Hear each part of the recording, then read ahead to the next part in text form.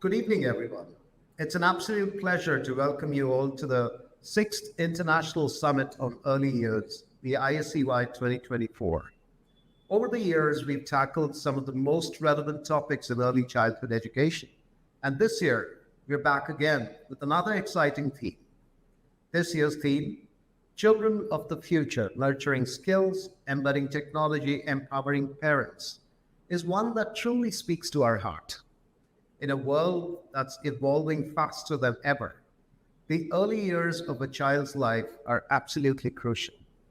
Tonight, we are here to transform those precious years into a journey filled with wonder, excitement, and a lifelong love of learning. Our focus this evening is to nurture foundational skills by creating environments that honor each child's unique abilities.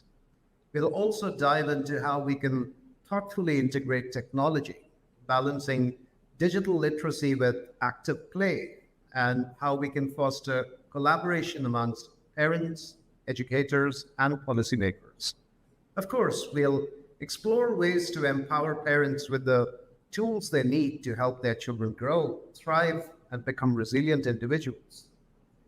ISEI 2024 is more than just a summit. It's a nurturing, empowering, and transformative journey for every child. It's about coming together as a community, sharing insights, and building a brighter future for our children. So, are you ready to nurture the future of our children?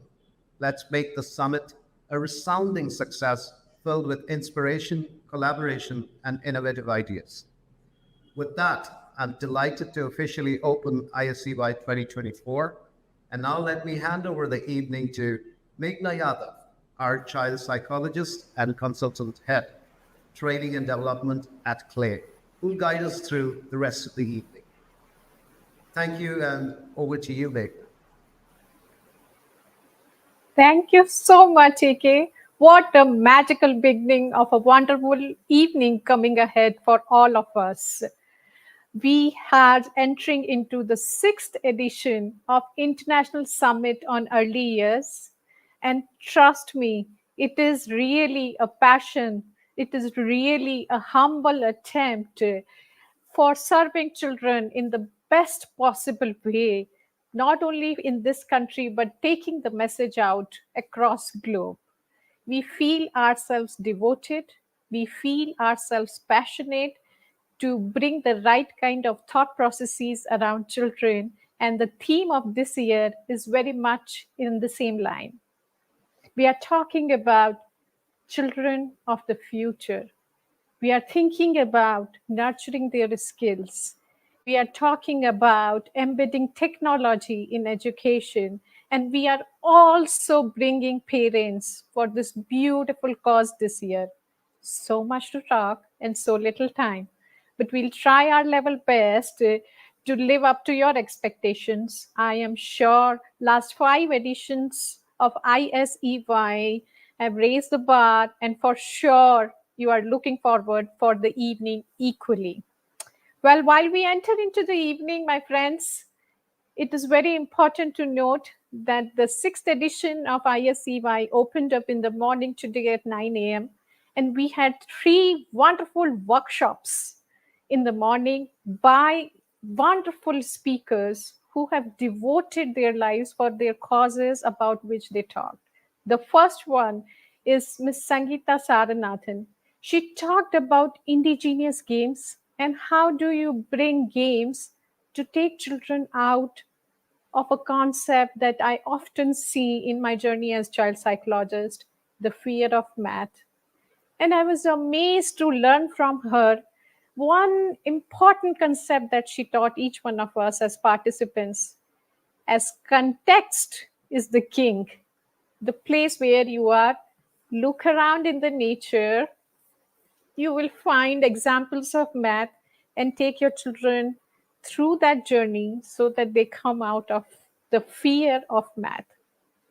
The second one, from mathematics to emotions. But surprisingly, that also taught me a great lesson because Miss Anjali Karyappa talked about socio-emotional learning.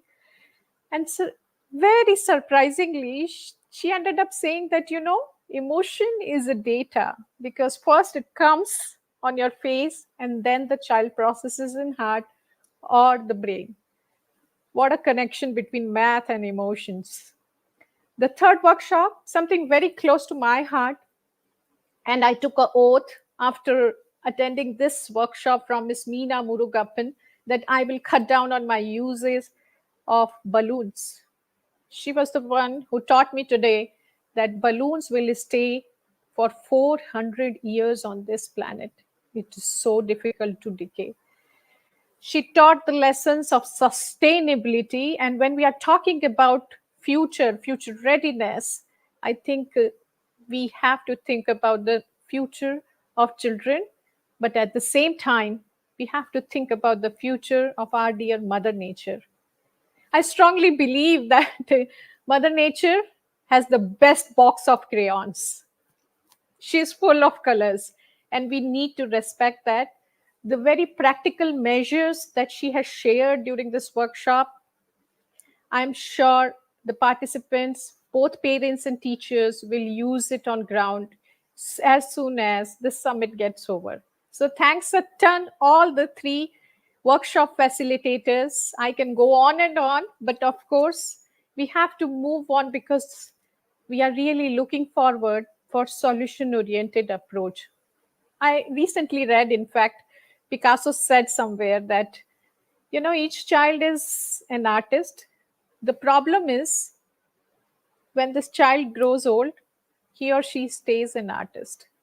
In the humdrum of life, in the exposure that is given to the child, we might end up losing many artists, probably a Kalam sitting in our living room or Lata Mangeshkar singing in our bathroom, and we are not realizing. But our next guest will tell us as parents what all we can do so that we do not lose these stalwarts in the journey of life. I take immense pleasure in inviting Miss Rashmi Bansal. She is a best selling author. In fact, Rashmi, I should tell you this, that little did I know when I read your first book, Stay Hungry, Stay Foolish, that I will sit with you one day. And I was in awe of the book, recommended by a dear family member. And I still thank him and thank you for giving that horizon of thinking out of the box through that book. Rashmi is known for her more than 10 great books, sold more than 1.2 million copies. She has worked for youth entrepreneurship. Her magazine is well known, and I love the name of the magazine, Jam, just another magazine. So thank you so much, Rashmi, taking time out of your busy schedule and joining us. Heartiest welcome, and it's a pleasure to share this platform with you. Thank you, Meghna, for the kind introduction. I'm delighted to be here, and namaste to all the parents who are watching us. Well, I'm sure they are eagerly waiting to hear from you, Rashmi, because we really, as a parent, as a mother of two, I also want to give that kind of platform, that kind of upbringing to my children, where at least they can spread their wings, they can fly, we can see them growing, they follow their passion, they follow their love, and we are just the facilitators. uh, but I'm sure there are parents, and in fact, I have received so many questions for you already that they want to know about you and how, as parents, we can provide that platform where our children blossom as per their pace. They don't feel pressurized. So, the very first thing that comes to my mind, given your rich experience and your exposure in IIM Ahmedabad, and then you entered into writing and such successful writing, I really wanted to check from you about how did you get into writing, and do you think as a country we have reached a platform where variety of professions are respected and our children are getting that kind of platforms where they can hone their individual skills and grow? So tell me a little more about your story of writing. So my story is very simple. I actually didn't want to do an MBA. I wanted to be a journalist, And while I was in college, I was a student of BA in Sophia College in Mumbai, and I just had a very small dream that I want to see one article of mine published in the paper. So this was quite a while ago when there was no email. So I used to type my articles and send it by post to the editor. And time after time, I got a rejection. First time, second time, third time, but somehow, I could have, say the fourth time, I could have just got disheartened and said, okay, I don't know what to write, I don't, I'm not getting published, so let me stop. But somehow I got, even more determined ki ab to karna hi karna hai. So I kept trying, and after 40 weeks, on the 41st week, my article got published. So that was the start of my professional writing journey. I even got a job with Times of India before I graduated. But I had promised my father, that I didn't try for IIT.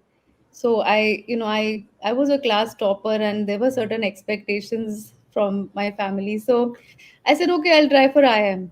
And then when I got in, I thought, let me go and see what this MBA is all about.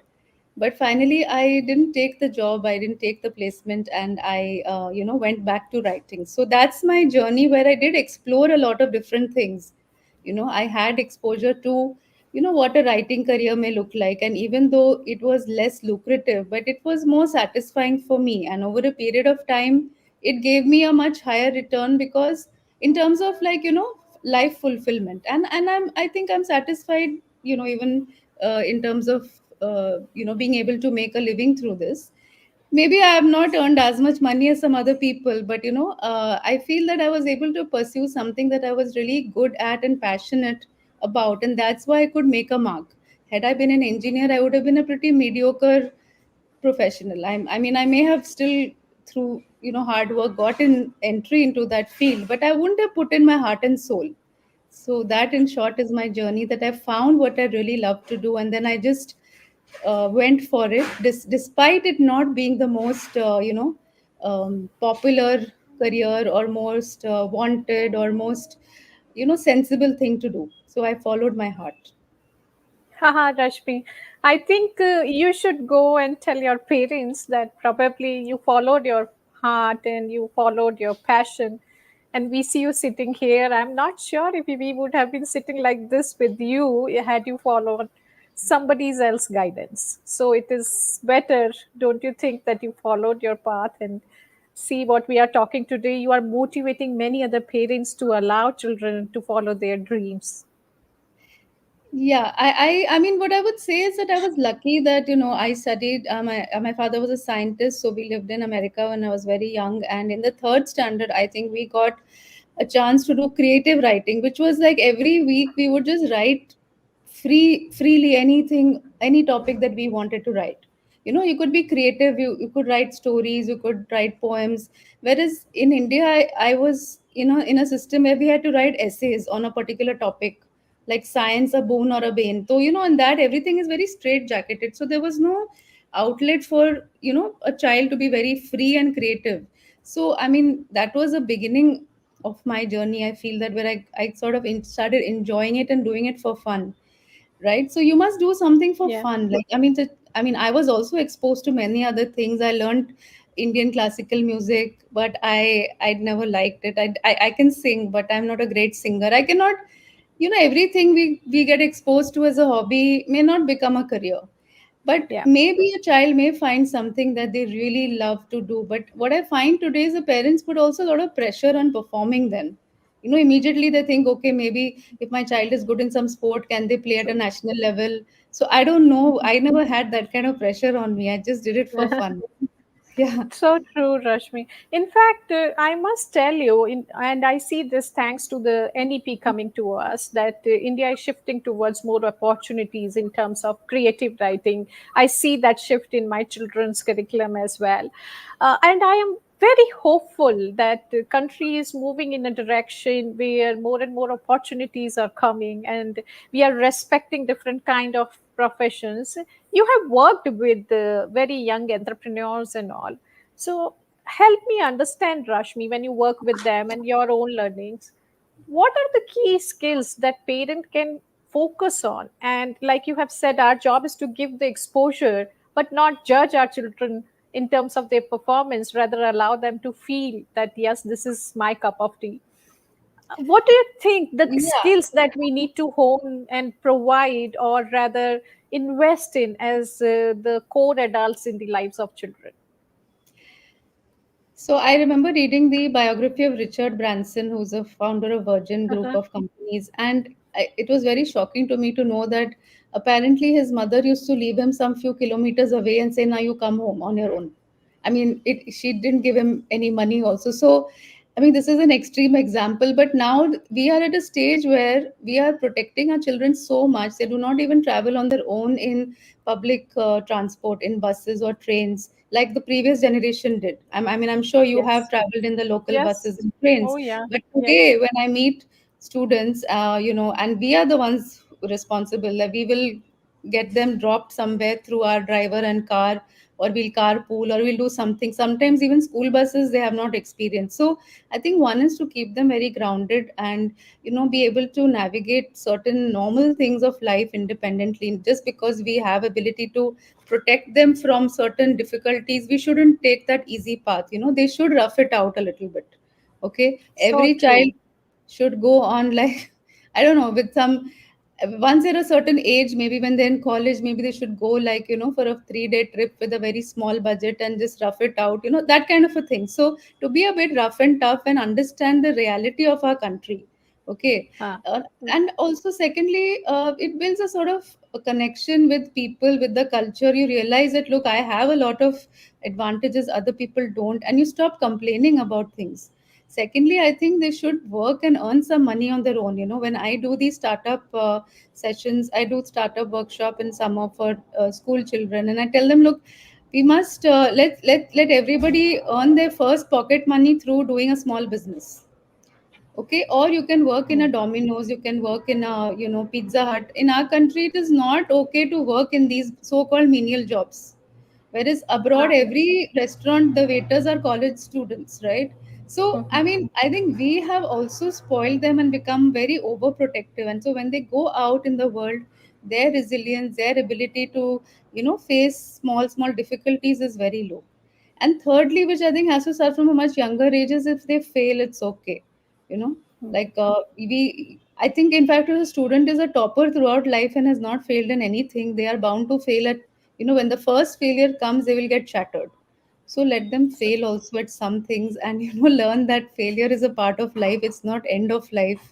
So I don't know if at early years how you can implement all this, because I think early years, the most important thing is for unconditional love to be given to the child, so that they form a very strong self-image and attachment.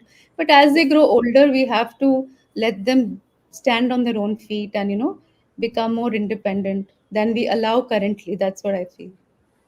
Well, Rashmi, I think this training for resilience, this training for independence, it starts very early on. And when I work with parents of young children, I always say it is good to know the milestones for physical development, but it is equally good to know the milestones for independence. And Rashmi, I keep telling parents, your 2-year-old child can do the basic stuff of cleaning up his or her own toys. Your 4-year-old child can help you in making a quick salad in the kitchen. Your 5-year-old child can put his school bag back to the cupboard. You need not to put the shoe with Velcro on the child. Yes. Your 8-year-old child can go and get the milk from the nearby shop. And these are the ways. So, parents, if you have young children, what Rashmi said, yes, for sure. My biggest worry lies that everything to our children coming on a platter. It is being served to them. And where there is no struggle, my friends, there is no strength. And we all gain our strength when we allow them or allow ourselves to fail, learn, and fight back.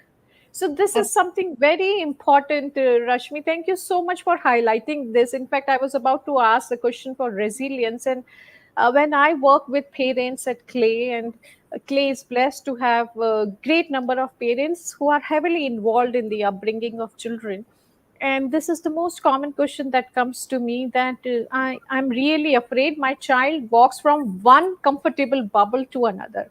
One is my community, which is gated. Then there is a fancy school where my child is going. I pick the child. There are helpers at home. And I always say we really need to break this bubble on purpose. We, as parents, allow them to go out, make their own friends. So, parents, you can start doing very simple things. Stop introducing your child in a group of children. Allow your child to make his or her own friends, and that goes a long way. So, Rashmi, continuing on this, while we are talking about building resilience, we are talking about giving independence to children. As a parent, as a professional, my worry, or my concern rather, is the technical exposure to children. This tech driven society, while you and me want our children to explore, get independence, it is also practical to see that the kind of exposure our children are getting, this world of www, and they are having so many challenges, so much of exposure. The filtration is not very well understood by this stage.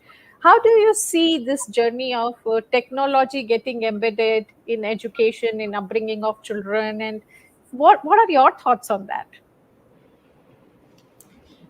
I think the children will always copy what they see the parents doing. So if we are going to sit on the dining table and use our mobile, we have no authority to stop them in future. So I think we have to become much more regulated in our use of technology if we want them to not be so much attached to screens, because it is a drug. I mean, it is like, suppose we regulate chocolate, we say okay, you can have only one piece. So like that, even mobile phone and all these apps and Instagram are a drug. I mean, they addict you. They create it in a manner such that you feel like okay, 10 minute और देख लो. तो हमें खुद अपना पहले संयम रखना पड़ेगा. I don't know how, because sometimes there are work related things. People are working from home, but some probably, if today I were a young parent, I would try to establish some rules, some discipline for myself first, and then for by example that I set, my children will also learn. But I mean, I suppose it cannot be totally eliminated. But I think when they're very young, if we can give them more, I don't know, I would love to see more children play in the mud, which we have done, which even my daughter did when she was young. But nowadays, I don't know whether those kind of things are even, considered to be. I mean, people are very, what should I say? A lot of things that parents in the past they didn't get involved in. They're like, the children are playing, but there's no supervision. I don't know if those things are possible today. In the past, it was Yes. very safe, like when we were out playing, nobody came and checked. Same when my daughter was growing up. But I don't know about today's environment, whether this much supervision is required or not. And I Yeah. think mobile phones shouldn't be given individually very soon. I mean, there has to be some, probably, organizations like yours can guide better, because I'm not aware of the latest research or the, what the science says on this. But I don't think it's very beneficial to children to have too much of uh, screen time or screen addiction, or like they use that all the time to prevent boredom. That's probably not a good thing. But I'm Very not the right, expert yeah, in this, so Rashmi. No, no, I you are highlighting the very right point. And in fact, since you are talking on these lines, I would request parents to take note of the fact that there is wonderful research coming in the direction for helping children to control their screen exposure. There is a concept as a screen in hand to screen in wall. So if you start giving your children the tab or the mobile in hand, it gets far more addictive than having the screen on the wall. So while screen time should be associated with time, and that's a long debate to have, this is one simple shift that I would request all the parents to make. The moment you shift the screen from hand to screen on the wall, there are multiple distractions in the background, Rashmi, like somebody ringing the doorbell, mommy talking to somebody, daddy talking to somebody, and these are healthy distractions. It won't allow your child to get addicted. get glued Yeah. to the screen. So Yeah. interesting research, but I think it should help many parents like you highlighted. Well, And to add one point that maybe, reading the physical books is also important. So nowadays, many times people take an iPad and they will, sort of use that as the bedtime story. But I think getting physical books is important because it embeds in the child a love of reading early on, and they can independently handle those books. Even when you are not there, they can always have a small set of books which they read. And in going forward, books are still going to be a important source of joy, important source of knowledge. So establishing that habit early is a very good idea. well, Rashmi, then when we are talking about books quickly, because time is telling me that we will have to say goodbye to you real quick, but one book that changed your life, something that has influenced you most? Yeah, since you asked me, I actually got the book. See, it's called "You Can Heal Your Life" by Louise Hay. Okay. Okay. Yeah, this is well, it is what you can call a self-help book, but it's a very practical book. I really, from this about 15 years ago when I first read the book, I just learned that your thoughts create your reality, and if you change your thoughts, you can change your reality. Now, this sounds like very simple, but it's difficult for all of us to do. So, she's given a whole lot of mirror work exercises, and it's written in a very beautiful, simple, practical way. So, anyone who would like to, who's facing any difficulty in life, if you pick up this book, I'm sure you'll find a way to, you know, uh, sort of. Identify what you can do to make things better for yourself, and each one of us may have Wow. our own individual issues, even a Mm. parenting issue, it could be our health issue, it could be a money issue. But if you pick up this book, you can figure out a way to uh, you know sort of embed new software. Like what I say is that old beliefs and old thoughts are like a software program which has to be deleted, and you can install a new software which will help your system to work better. So I highly recommend this book, and Oh, so true. So to learn something new, you first have to unlearn certain aspects, right? This unlearning process is actually challenging for adults because we need to shift the mindset. But thank you so much, Rashmi. We have a question before we say goodbye to you quickly. A parent is asking that children are actually being taught everything in school and they practice in home, but after that also they are not able to retain it. And like I think you touched part of it, that they have to love what they are doing. Probably that could be the reason here. um, I think you would be better qualified to answer this. I'm not sure what the problem might be. It might be they need to meet an individual, like a psychologist or a counselor, to find out maybe, what is the actual problem. Is it a Yeah. particular subject? Is it, something else? Is it a problem the child is not able to adjust to the school? Do they have some learning disability? Is there another other ways in which we can help them to maybe, Yeah. like, some people are very slow in reading, or some Yeah. people are very, so I don't know what I mean. There are even students who, I mean, in fourth standard, I couldn't see the board properly, and for 6 months I didn't tell anybody at home. So obviously it was a problem. Then next year I got glasses. So there could be any number of problems. I'm not saying I don't know the answer, but I'm sure these problems are solvable once you do it holistically in a very loving and kind way, that okay, you don't maybe scold and get upset and think that okay, nothing can be done about it. So I hope that they take help of professionals such as you to get to the root cause of the problem, and I'm sure it can be solved. Yes, for sure, Rashmi. Would love to help the parents. This is a great learning for us as well at Clay. So please feel free. This my humble request to this parent: drop us a note, and we would love to find the right resources to help you. I have to sit and get more knowledge about the child before commenting on this particular question. But time flies. Time to say goodbye to you, Rashmi. What an honor to hear from somebody who is so rich in terms of knowledge base, and also an ideal example that we need to allow children to follow their own path. That is one great learning I got while talking to you. So thank you so Thank, much, thank you. Rashmi, for Thank, taking time out. It's a pleasure to have you here. thank you, and all the best. Bye bye. Thanks, Rashmi. And my friends, like Rashmi said, We all need to work together to serve our children in the best possible way. And I think when it comes to serving children, what better occupation than teaching? And I strongly believe that when we are talking about the future of children, we are entering into futuristic thinking. We need to break the boundaries, think out of the box, look into the innovation, go that extra mile to see whether the efforts are actually impacting children or not.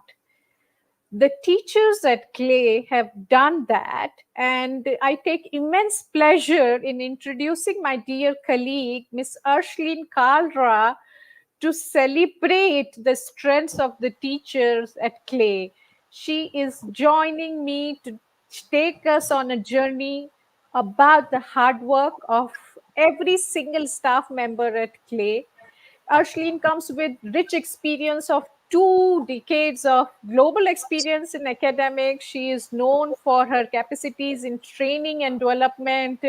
She has worked extensively for K-12 schools. I can go on and on for you, Arshlin, but I won't waste a single minute before we enter into the wonderful and most awaited section of Impact Awards. Very warm Thank you. welcome, Arshlin. Thank you so much, Meghna, for a warm introduction. And I will say that I'm truly honored to present the third edition of Early Years Impact Awards.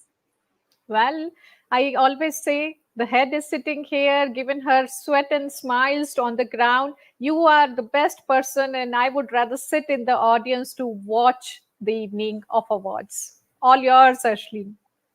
Thank you so much, Meghna.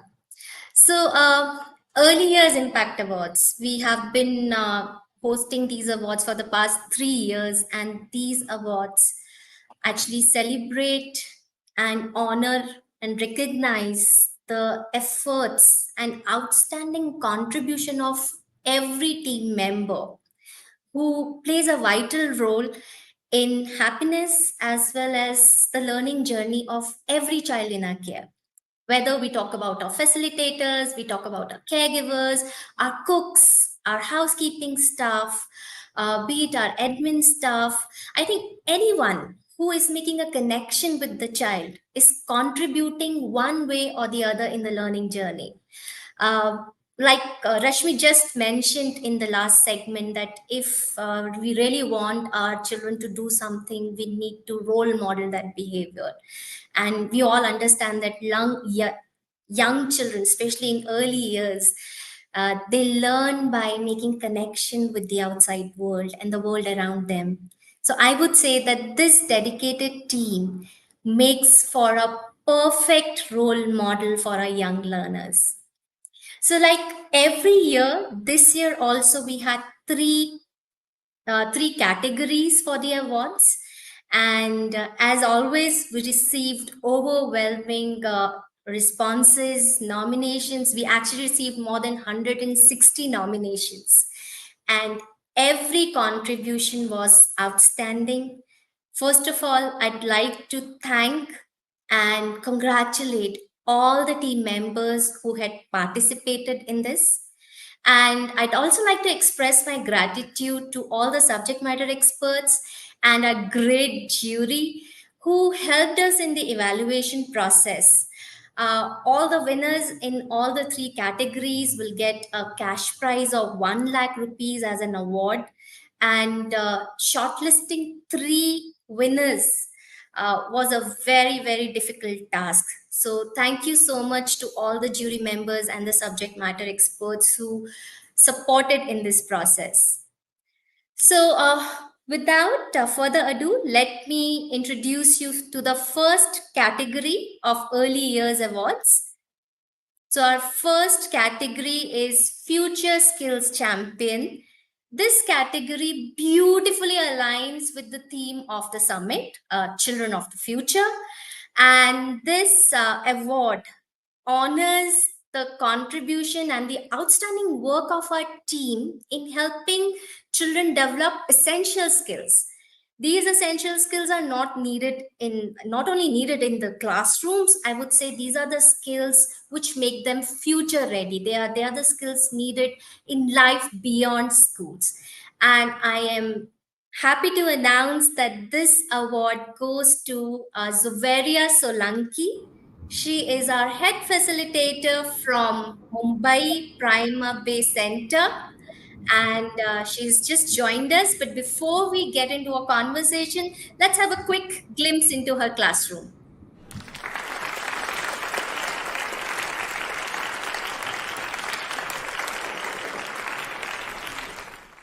Hi, my name is Aurelia and I've been working as a head teacher at Clay Primary. We have often heard learning is about discovery, and discovery goes beyond textbooks. Zaveria Teacher has brought a whole new world of possibilities into the classroom. By integrating technology into her teaching, she is not only introducing children to the wonders of science and engineering, but also actively building these technologies with them. Let's take the robot in the circle.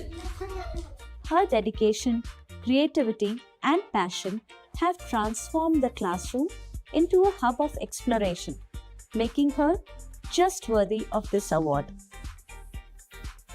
Congratulations to Varia Teach. I so knew this, I could see it coming low. It's an inspiration to see your ambitions and see you work so hard to achieve. Your perseverance and passion is infectious with all around you. Continue being the same, graceful and humble person that you are. I so look forward to having Claybot in all our Clay classrooms. Congratulations once again, dear.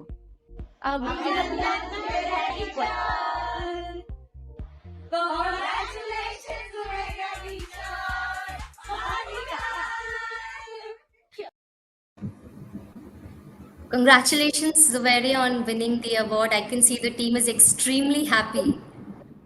Thank you, ma'am. It's an honor to be here.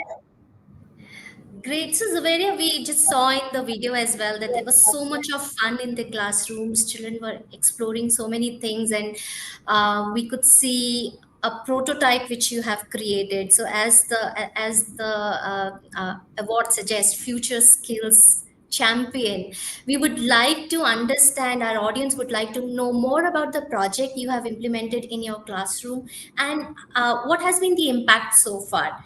And by public demand, we would like to see the Claybot as well. Okay. So I have tried to bring a STEAM concept into the classroom by creating a robot, and this is how it looks like. And so we have named it Claybot, and these are the wheels of the robot which I have created using a broken toy car. And here's the remote, which is completely battery operated. So while I was ideating it, I made sure that it should have a very user friendly interface for the kids to control the bot. Um, Yes, and like while they were assembling it, I could see there was a lot of discussions going on. Like they were collaborating, and they were like trying to figuring out like how to do it, or like do it the other way around and see how it works or how it happens. So here they were developing their critical thinking skills, and these are the 21st century skills, and I feel that these very skills will help them grow into a more confident adult in the future. Great. It is so inspiring to see that, Zoveria, that children were so much engrossed in the classroom. They were talking with each other. They were problem solving, and there was so much of buzz, and they were learning in a very fun way. It's inspiring to see how you have used this bot as a very effective learning tool, not only helping in developing the 21st century skills, but we could also see that you're also integrating foundational skills. Children were doing some pre-math concepts as well while using that bot. So it is, I think I have learned a lot from this, that how you can use one prototype effectively. And at the same time, the most, I would say, another beautiful aspect of the whole thing is that you have used a used or a broken Broken car car. to assemble it, and you made children to assemble it for that matter, and these are very young children, so I can imagine the kind of fun they would have experienced in doing that. So, is there a piece of advice you'd like to share with all our fellow educators who have joined us on this summit today? So the only advice I would like to share out there with other facilitators is be curious, keep learning new skills, and never give up on yourselves. Wow, what a beautiful piece of advice, Zaveria. I totally resonate with you on this, that if we really want our children to be curious, we first need to develop that skill amongst ourselves. We need to be curious, keep learning, and keep embracing challenges in our lives. So, thank you so much, Zaveria, for joining us. And with this, we would like to move on to the second category. And our second category is Sustainability Practice Champion. Uh, at Clay, just to set the context or give you a context, we are trying to align our curriculum and practices with the Sustainable Development Goals. And it's a journey, and we try that our teachers, our facilitators, all the team members are aligned with sustainability practices. We also had a workshop in the morning which covered a lot of things around how we can bring in sustainability in our classrooms. So, like I said, this is a journey, and this award honors the contribution of all our team members who try or support in bringing in sustainable practices to the schools, to the classrooms. And I am honored to present this award to Taramati. Taramati is our head facilitator from Saplings Center, Bangalore. So, before we get into a conversation with Taramati, let's have a quick glimpse into her classroom.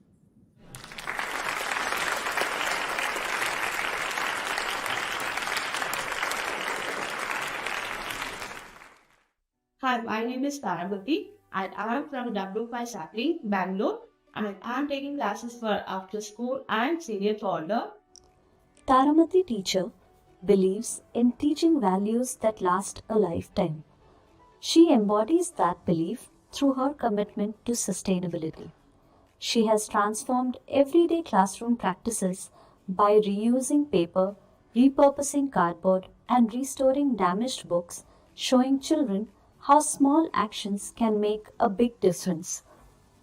Her hands on approach makes sustainability accessible and fun for young children, teaching them to care for their environment from an early age. Beyond her resourcefulness, it's her passion for sharing these lessons with children that truly sets her apart. Taravati teacher leads by example, nurturing not just knowledge but values that our children will carry with them forever. Her dedication to integrating sustainability into the classroom is why she is so deserving of the award.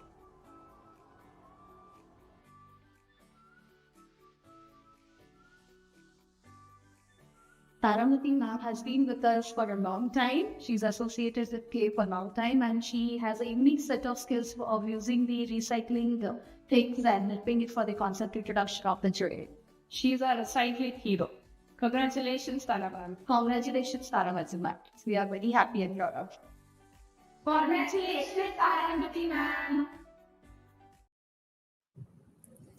Congratulations, Tara, on winning the award. I can see the team is excited. They call you a recycling hero at the center. So, how are you feeling today? I'm feeling great, ma'am. Thank you, ma'am. I'm deeply honored. Great, it's a pleasure to have you on this forum, Tara. And we could see that the video we just saw speaks volumes about the kind of work you're doing in your classrooms. If you could help us understand and share some of the sustainability practices you have introduced in the classrooms, one or two, which will, really we can learn from you what you're doing. If you could share the best practices with us. Sure, ma'am. There are many young children in the classroom, and I'm trying to bring 3 R's in the classroom. That is reducing, recycling, and reusing. I made, I have made this ambulance. In the center, we celebrate children's birthday. So I have used cake boxes and used roll paper. Used roll paper to make a book ambulance.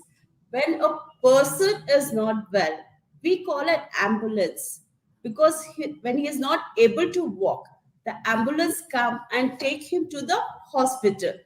So here we have in our center we have library where we see the children reading the books. Sometimes it tones and the pages come out. So what we have done, we keep all the torn books in this ambulance, and we have masking tape and Fevistick to mend the books. The teacher and children sit together and we mend the books. Once the books are mended, and we put it in this ambulance and we take it to the library zone. Here, we are not only teaching the children to be responsible, but taking care of their own things. And I have another one. This is a nest.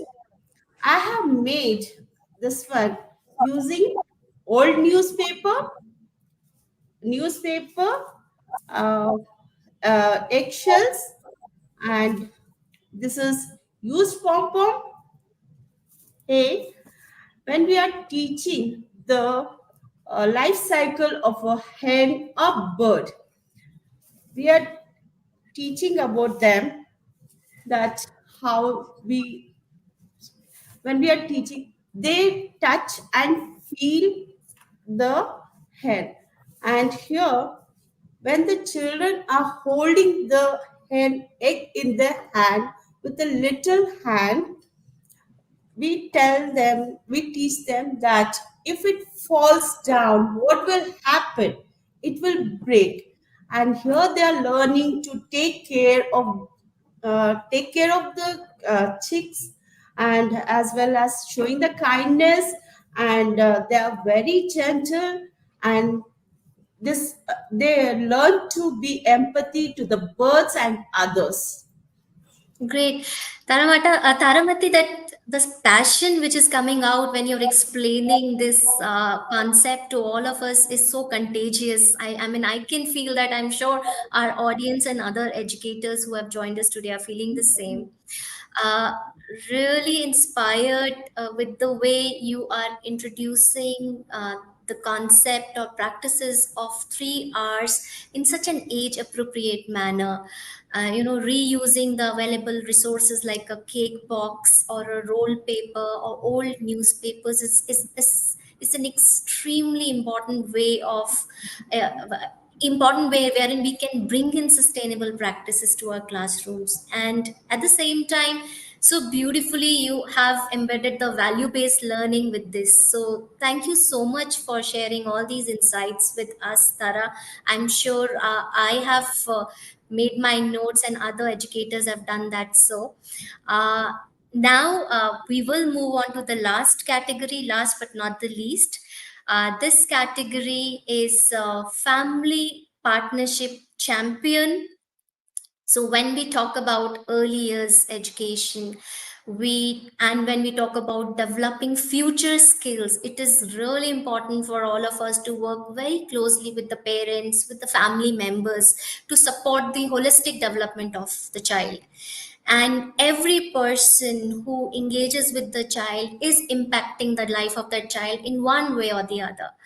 And I am so delighted to announce that the Family Partnership Champion Award goes to our security guard, Surinder Singh Dhami from the Indranagar Center, Bangalore. So before we get into a conversation with Surinder Bhaiya, let's see what the center team has to say about him.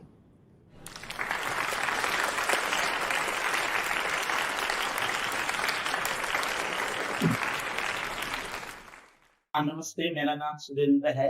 मैं Indira Nagar centre में security काम करता हूँ 3 साल से। At Clay, Surendra Bhaiya is more than just security. He is family.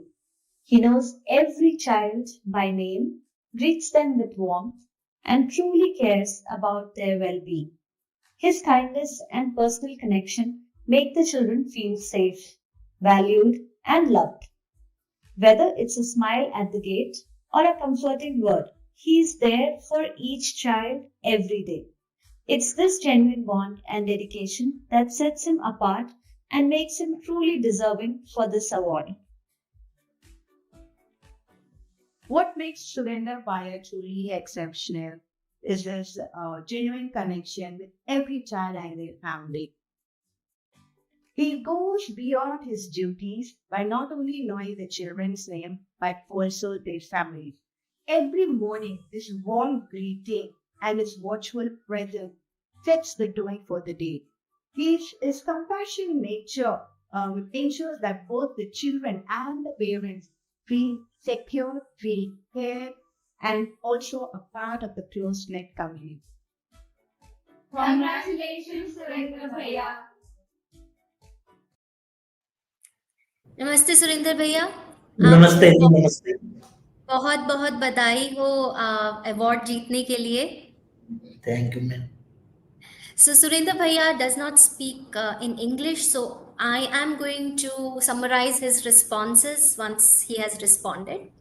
So Surendra भैया, आप centre में हमारे पेरेंट्स से रोज मिलते हैं, बच्चों से रोज मिलते हैं। कुछ आप अपने जो प्रयास हर रोज करते हैं कि हर पेरेंट, हर फैमिली, हर बच्चा ऐसा फील करे कि उनको बहुत अपनापन सा लगे स्कूल आने में, आप ऐसे क्या प्रयास करते हैं, आप उसके बारे में बताइए। मैं 3 साल से काम कर रहा हूँ। 3 साल से काम कर रहा हूँ। मैं ये भी जानता हूँ तकरीबन हमारे सेंटर में 100 बच्चे हैं। 100 बच्चे हैं, 100 बच्चे का माँ बाप, पिताजी, दादा दादी सबको जानता हूँ। 100 बच्चों का माँ बाप, दादा दादी सब जानता हूँ। सवेरे जब मंडे का दिन आते हैं तो सवेरे बच्चे निराश से लगते हैं। वो निराश से लगते हैं तो उनको पूछता हूँ मैं, क्या हुआ, बच्चा बीमार था कि कहीं बाहर गए थे कि क्या हुआ, इसलिए बच्चा क्यों मुस्कुरा नहीं रहा है, निराश सा लग रहा है, क्या हुआ जी करके बोलता हूँ।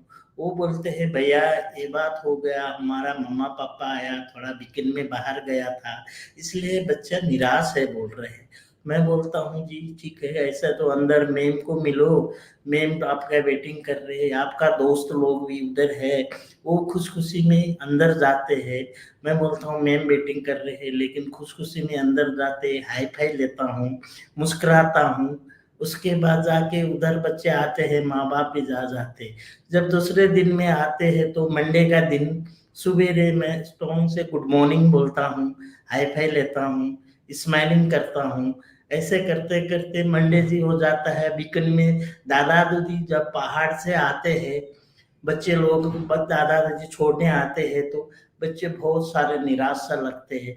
मैं बोलता हूँ मैम से थोड़ा मिलो, आपका दोस्त लगाए हैं, आप दादा दादी के साथ बाहर गए हो, थोड़ा आपका दोस्त से मिलो, मुस्कुराओ, खेलो, तब जाके आपका दिल खुश हो जाएगा, तसल्ली मिलेगा करके बोलता हूँ।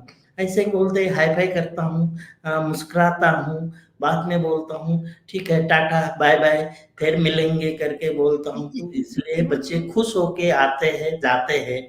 मैं इसीलिए मेरा फैमिली तो और कानून मेरा घर परिवार इधर नहीं है, मेरा ऑलरेडी घर परिवार, ये बच्चे एक क्ले है, मैं परिवार समझ के इधर काम करता हूँ। मैं ये सोचता हूँ कि मेरा परिवार क्ले और ये बच्चे ही है करके इसी सामने मैं काम करता हूँ। बहुत बढ़िया सुरेंद्र भैया, आई थिंक आपने एक बहुत अच्छी बात बोली कि आप परिवार वालों को, क्ले के टीम मेंबर को, हर बच्चे को अपने परिवार की तरह मान के चलते हैं। आई थिंक यही हमें बहुत मदद करता है रिलेशनशिप को स्ट्रॉन्ग करने के लिए, उनको बेहतर करने के लिए।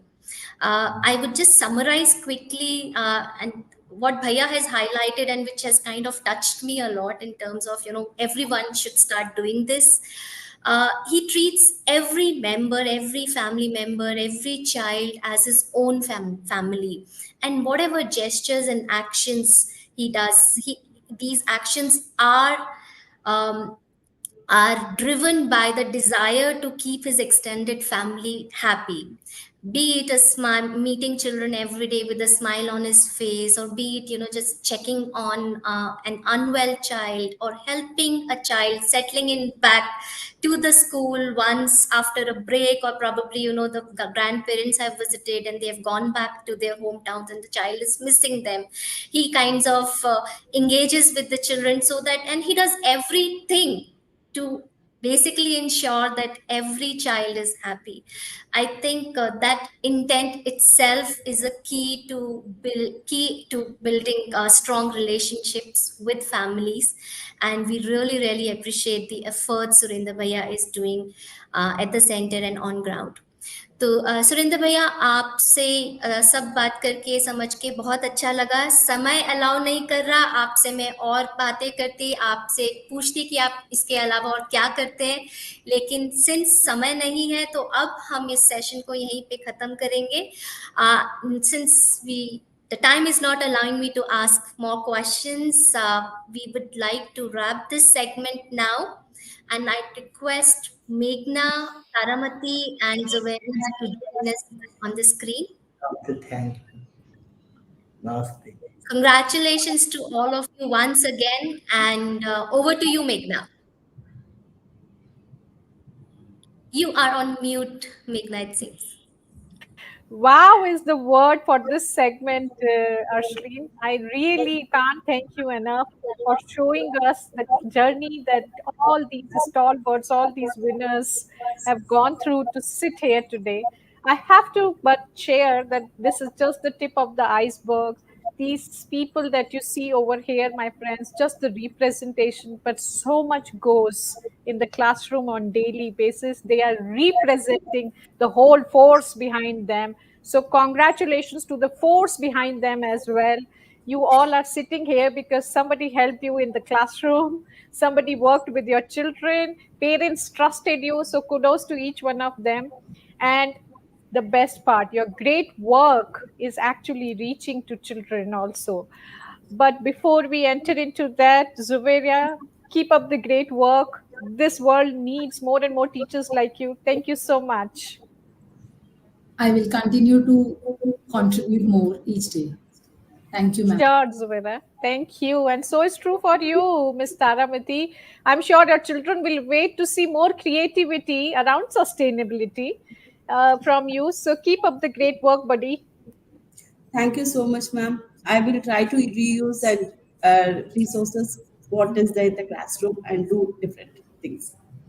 Sure, Thank you, ma'am. we would love to wait. And भैया, आपको बहुत बहुत नमन।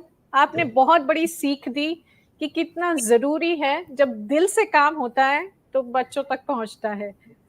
साफ साफ दिख रहा था जब आप बोल रहे थे। थैंक यू सो मच, आपको बहुत बहुत प्रणाम। Arsh, it's amazing to see the hard work, and the best part, as I just said, that the children are receiving this kind of gifts from teachers on daily basis. But we have a gift for teachers too. We should share that over here, right, Arsh? Absolutely.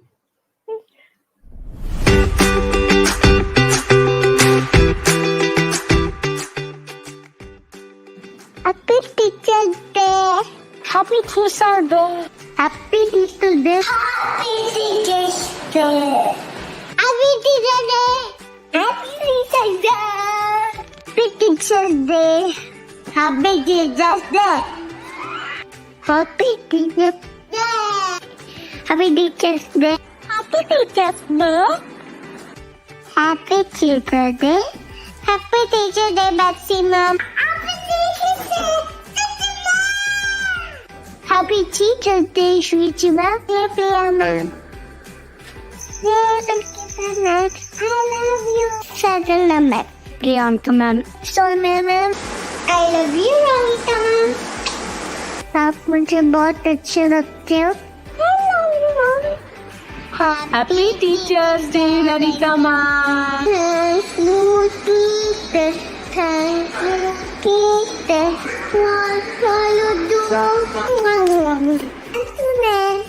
Happy birthday. No.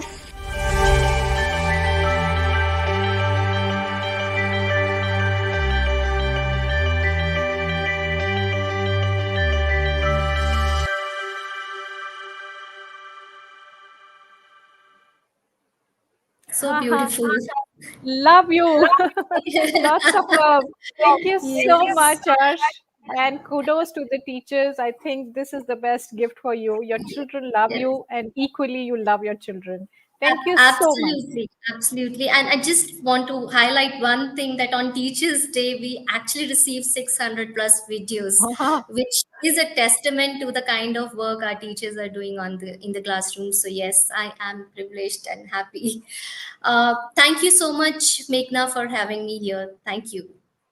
Thanks a ton, Arsh. We can continue talking about teachers, but I think it will remain incomplete if we don't bring all the stakeholders together. We really need to understand that the trust that parents show in teachers, the blind faith that children carry for teachers, the policies, the practices around education that support teachers to grow and do this kind of wonderful job that we just saw. We all need to think through that as well. These stakeholders, these 4 Ps: preschools, policy, practice, and parenting.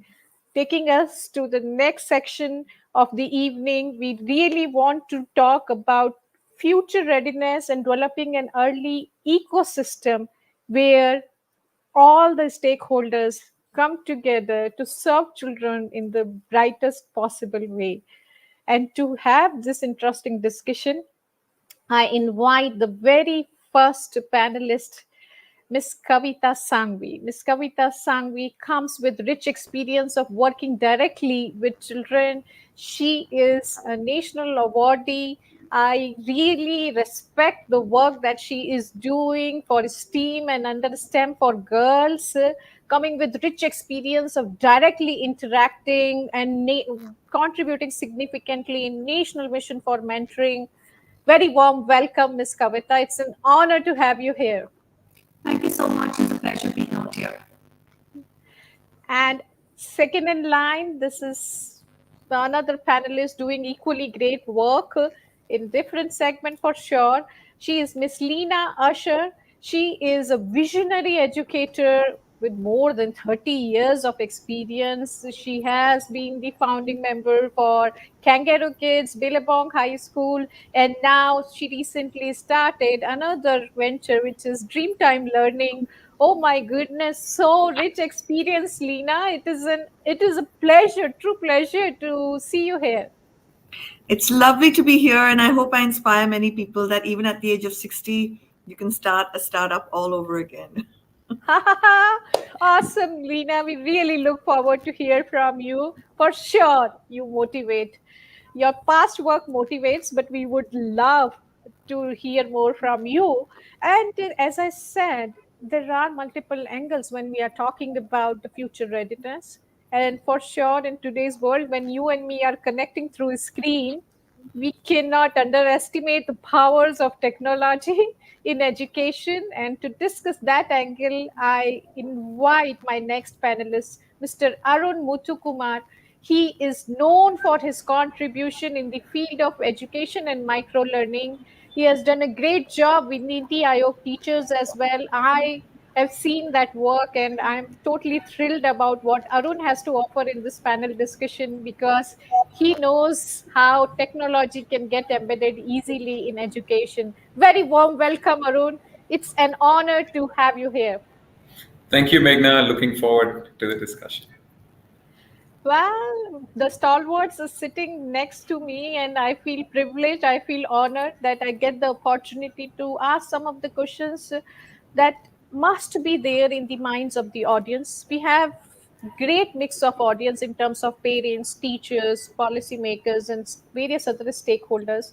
So, my first question to you, Lena, because you have worked so long in this field, and you can probably help us in understanding some challenges that our country is right now facing when it comes to thinking futuristic, or what are the some roadblocks or barriers that you have experienced while working in this field?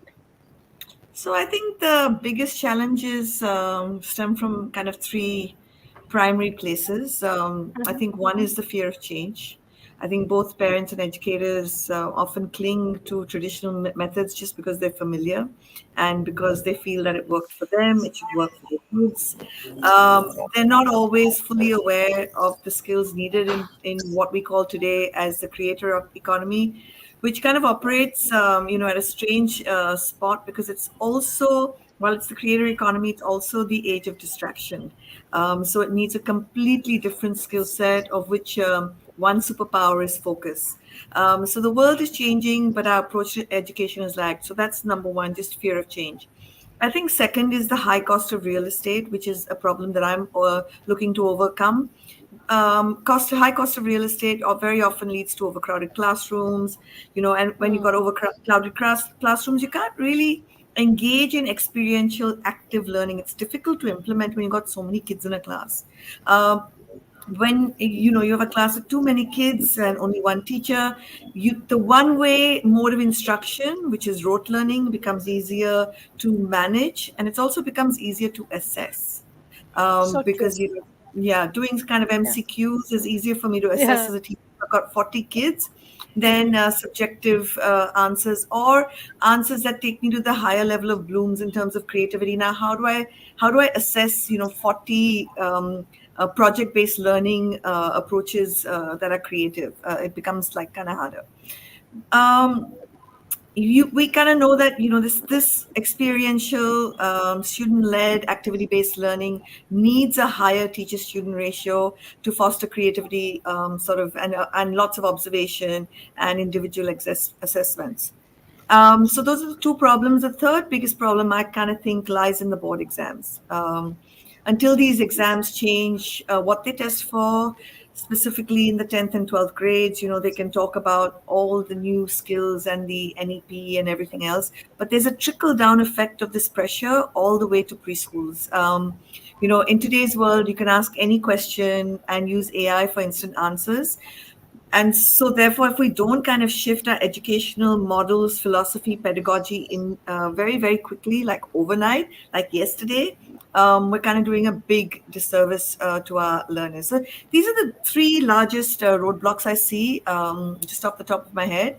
And most educators want to do the right thing, but many are either not aware of the changes needed, or they're not skilled enough to implement them, or in many cases, and I don't know how you kind of deflect this, but many of us are forced, not us, because I don't do that, but many schools are forced to comply with parental expectations that are kind of rooted in outdated models of knowledge and assessment. In the end, we're often giving parents what they expect rather than what their children truly need. That's my take.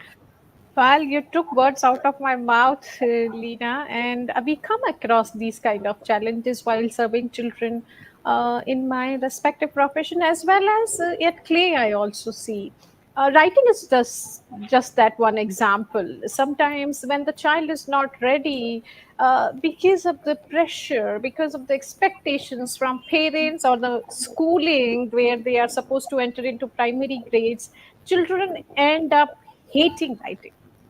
And Yeah. this is just one example of the pressure of the expectations, like you said, from ev- everywhere. I see this happening, and hopefully we'll find some solutions by the end of this panel. But Kavita, do you come across similar scenarios? What are the ground realities, Kavita? And do you think our policymakers are aware of such challenges that Lena just highlighted?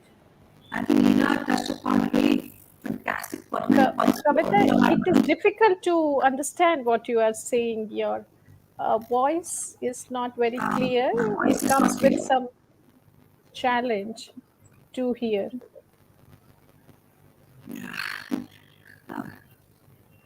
Can you hear me now? Well, it is. No, I think something with the mic. Okay, yeah, you go first. I'll come later. Sure. Let's do that.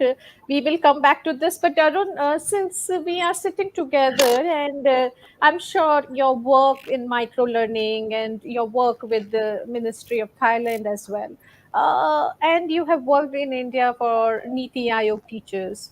Tell me something. How do you think that we developed these kind of gaps that we are really struggling to fill in today's world? Some gaps that Lena highlighted. Uh, what is your thought process when we think about these gaps in embedding technology? Yes, thanks, Meghna. Technology is as good only if you use it in the right way, right? Yeah, just buying some expensive hardware or software and dumping it doesn't necessarily yield the outcomes that we want. Some in the recent past examples, maybe a few years ago, there was a whole wave of so-called smart classrooms. Everybody bought all kinds of fancy hardware, and where are they now? Nowhere to be seen, right? Because people kind of used it more as a marketing gimmick without having thought about how exactly will they use that in the classroom effectively. So that's where, if technology is not well thought out, how it will be applied in the context of preschool or school or college, whatever, that's a big problem. And just throwing money at it doesn't solve the problem. And another example, government's buying laptops for all students. I think they're all watching social media on that, right? No one has thought or looked at what has been the benefit of that. So those are, very big, obvious examples in the public domain where technology hasn't really worked or yielded the outcomes that not even close. So that is something I firmly believe in. As someone who's been in the space for so many years, the effective application of technology is very important for the outcomes that we get. And specifically in the context of preschools and so on, early education, we have to first recognize that the teacher's job is challenging. So true. I'll give an early learning many years ago. First time, I'm enthusiastic about. I'm like a kid with the latest toy, telling all the teachers. I was in a school presenting, saying, "Hey, you can do this online learning. You can apply this technology and all that." Right?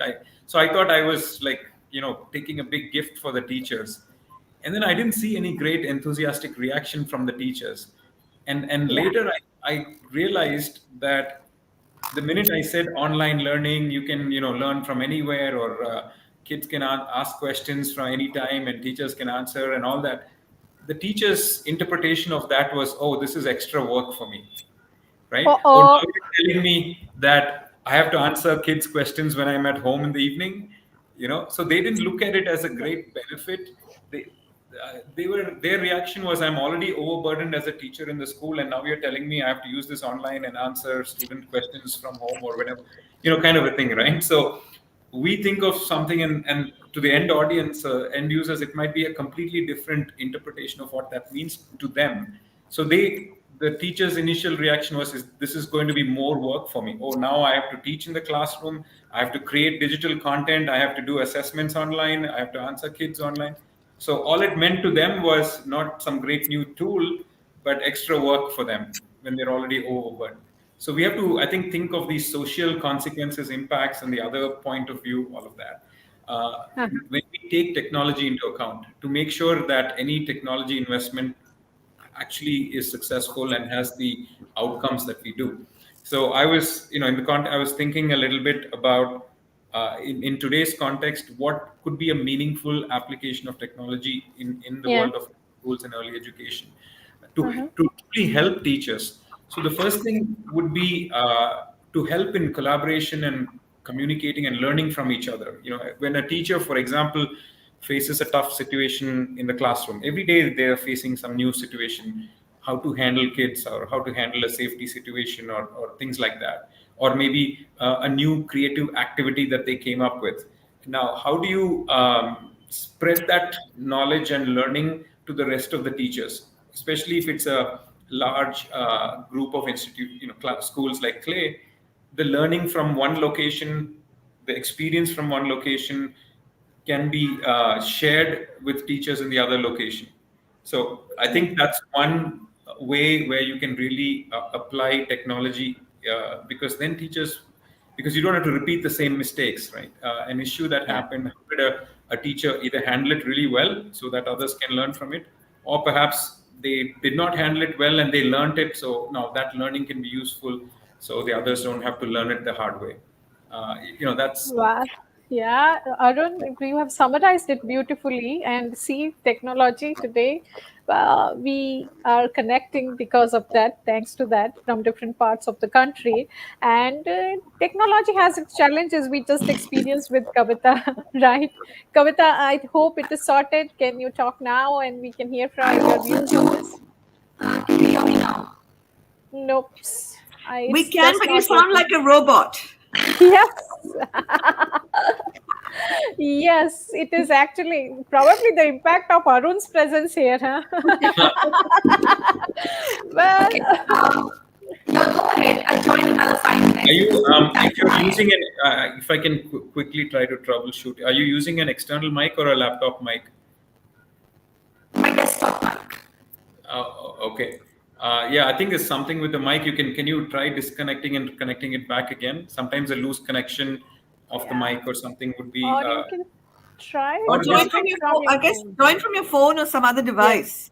Yeah. Just give me 2 minutes. You'll continue. I'll join. Well, this reminds me of a toy that my child had. This sound that comes. Well, while we would love to hear more from Kavita, Leena, what do you think? Because you have worked so closely with children and parents, and like Arun was highlighting about the challenges that teachers are facing and the response that teachers give at times. Don't you think it is equally true for parents also? Sometimes the expectations from the parents and how they envisage the growth of the child and the development of the child. And where is it that we find a balance between these expectations and the ground realities? And this shift from rote learning to experiential learning, it's not a cakewalk. It requires a shift in mindset. It requires the thought process aligned with the change. What are your thoughts on that? I really want to hear more from you on that. So, when I started in 1993, what I did was so revolutionary different in that time, right? With Kangaroo Kids and every parent coming in and saying, will you get my kid ready for such and such school? And so I did it once. I built the correct narrative. I influenced parents correctly. I showed them the brain science as much as I knew then. And today I believe like I'm a neurosurgeon almost. I could be. That's how much that's how much I know. But I think the very important thing, to even come past what Arun was saying, that for teachers or parents or anyone else, is to scaffold them step by step from where they are to where they need to go. So what we've done at Dreamtime Learning is we built a blueprint. What are the parent expectations, the problems that they face, not just for parents, but even for teachers and for kids. Kids want more autonomy, more agency. How do we design the back-end curriculum to do that? How do we take away a lot of the pain points from the teachers in assessments and stuff like that? How can we use technology to enable that rather than have them feel disabled? So, when I sort of launched Dreamtime Learning, it was really about making education more accessible, but it's also about completely reimagining the learner experience itself. And I've I'm a dreamer, and I believe my dreams do come true. And I sort of sensed 8 years ago when I sold Kangaroo Kids and Billabong High that we were on the cusp of a revolutionary shift. And trust me, this is before COVID hit. But I kind of said that these things are going to change. there's a huge shift in economy. It's going to, where the currency is going to be attention. So therefore, what do kids need to learn and how do they need to learn it? And that it is experiential and hands-on learning that will evolve far beyond like a traditional classroom. I also picture very freaky things, but I'm prone to doing that. Like I'm very divergent thinking. I have started thinking about a one-room school concept, where we've equipped teachers with the tools and content to deliver high quality, personalized learning experiences from their home. And, for me, when I was looking at the pain points of kids, this could be like a game changer in cities like Bombay, Bangalore, where dense traffic and long commutes. I mean, when you just add up how many years of a child's life we take away because of the traffic, and how much stress we put on the kids because all their senses are being bombarded. So my whole thing is to cut down travel time, give back time to kids, which is invaluable, right? Time for play, time to daydream, time to pursue their own curiosity-driven learning. So we've kind of invested in a very strong curriculum design engine, and this is what makes it possible. It's we're an ideal product for homeschoolers or schools that want to upgrade what they're doing, or someone who wants to set up a one-room school. And the beauty of what we've done is you've covered core knowledge and higher consciousness learning. So all the things like habits of mind, creating, etc., emotional intelligence, divergent thinking, habits of mind, all the things we want kids to do. And ethical leadership and build higher consciousness, but we do it in half the time of a school day. And that means that we're freeing up days to give them autonomy, agency, and voice and choice, which is so essential for not just kids, for every human being to have. So the beauty of what I've worked on for the last 3 years to create is you could adapt it to any learning environment. Schools can use it and they can have their kids just come in 2 days a week or half a day every day, or finish their learning in half the time and use the second half of the day to kind of create their own, self-driven learning, their own learning journeys. And learning could also schools could use it to create hybrid kind of learning situations. So I kind of really believe in embracing technology by showing the way to parents and teachers, because whether you do a puzzle using a physical wooden puzzle or an online one, it's pretty much you're using the same sort of neural network circuitry. But the options of what's available online is kind of endless. I think the major block to this is, and the narrative I'm kind of building. So if you follow my Instagram or my Facebook or LinkedIn or whatever, the stories I'm telling there is because there are very few parents who kind of truly understand where these exponential technologies are going to take us, and it's driving a shift that we must do.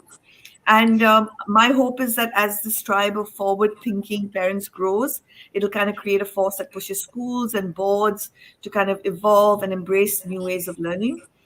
In the future, I believe like parents will play a pivotal role, not just to foster experiential learning at home, but also by demanding that kind of schools catch up with the times. Yes, they have to ask for this kind of exposure for their children, and for that they have to believe in this. And I will come back to Kavita on this. What are the ground realities? Do you come across these kind of scenarios? Policymakers or people sitting in their rooms, do they know what is expected from parents and what is the reality in the classroom, where, like Lena highlighted in the beginning, we have children sitting together close to each other. What do you see, Kavita, on ground? So the ground reality and what the policymakers talk about are very different things, because we basically focus only on the knowledge part, but we do not focus on building competencies, that is attitude and skills. And the most important thing is attitude. So when Lena spoke about all the change, how many people are open to change? So that's the biggest thing. So we do not prepare our teachers to change. And that is exactly what hit us during COVID times. We definitely evolved with times because we knew that either you are now existing or you're going to die out. So this is something that we really need to work upon. When policymakers create a curriculum, are you preparing teachers for developing a positive mindset and an attitude towards change, taking it very positively? Also, I feel that when the teachers come into school from any course, when they come to out here, they realize that it's not just going to the classroom and teaching, but it's also a lot about collaboration, also a lot about communication. So how are you collaborating with your peers? How are your colleagues? How are you making the best out of that? Because today is more about coming together, working together, and putting a project together.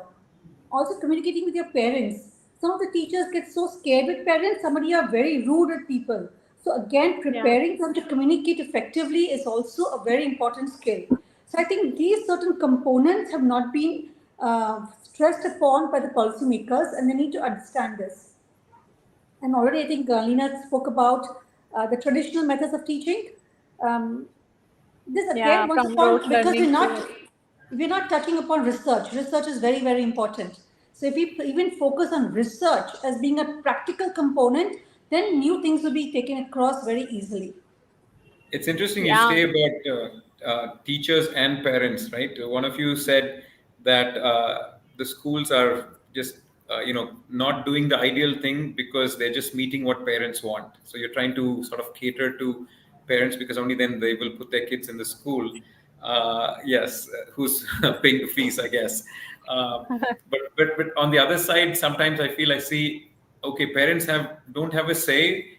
And there's no feedback, or the schools don't give an opportunity for parents to give their feedback or talk about. So it seems like there's both ways, like you said, like Kavita said, collaboration has to happen, and sort of a better understanding of the other side, both the parent side as well as the teacher side.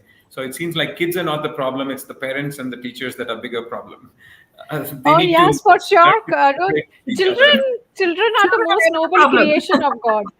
So the challenge is that how do you do this? And one thing that has worked with me at Clay when I take over the trainings, and I always say, how would you feel if your child gets this kind of treatment? So I think the mother in the teacher and the teacher in the mother, we have to really wake them up and have that kind of empathy for each other, where the parents respect that yes, the teacher is trying her level best, and teacher should be aware of the fact that the responsibility is on my shoulders. Somebody is leaving the heart and soul in my hands and trusting me.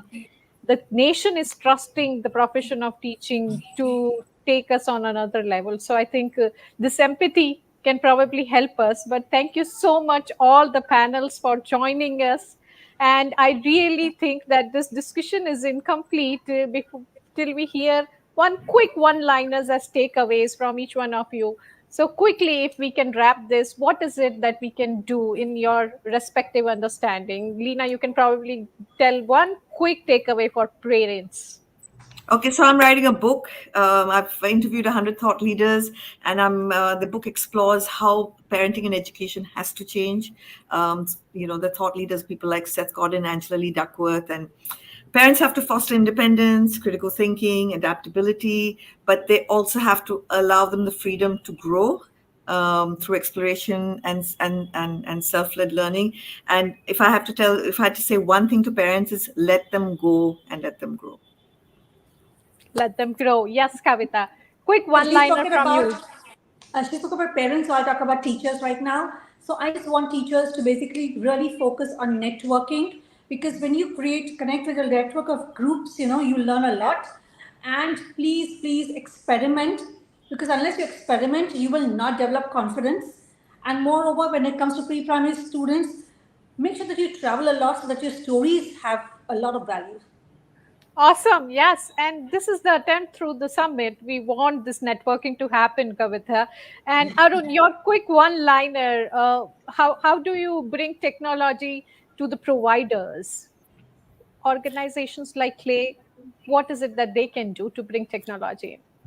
I think an open mind to learn. So teachers have to become students and have that open mind to learn and improve continuously. And that technology can facilitate that, to make it easy for them, not a burden for them, given their tight schedules and everything else, to learn, share from each other the learnings and improve. So that open mind to say, I don't know everything, I want to learn and improve. Each day there's something new that I can learn.